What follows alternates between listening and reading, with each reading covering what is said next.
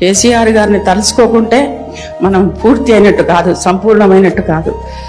కొంత నాయనగారు లాగానే కేసీఆర్ గారు కూడా కొంత ఉమెన్ పక్షపాతి. డెఫినెట్లీ ఆడపిల్లలకు చాలా అవకాశాలు ఇచ్చారు. దానికి మళ్ళీ నేనే నిదర్శనం. ఏ క్లాస్ రూమ్లోనో క్లాస్లో పాఠం చెప్పుకునేదాన్ని నన్ను సడన్గా సేవారంగంగా పొలిటికల్గా తీసుకొచ్చారు.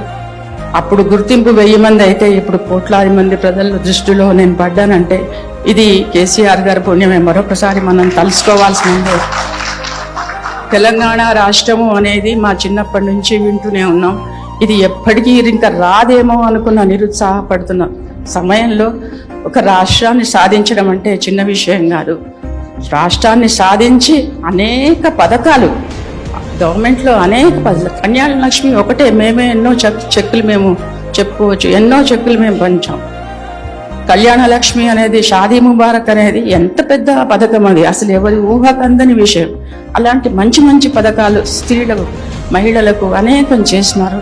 ఆ 10 ఏళ్ళు స్వర్ణయుగం. మరొకసారి మనం కేసీఆర్ గారిని తలుసుకుంటూ మళ్ళీ ప్రపంచ మహిళా దినోత్సవం సందర్భంగా అందరికీ మరి శుభాకాంక్షలు తెలియజేసుకుంటూ జై తెలంగాణ, జై తెలంగాణ, జై కేసీఆర్ గారు.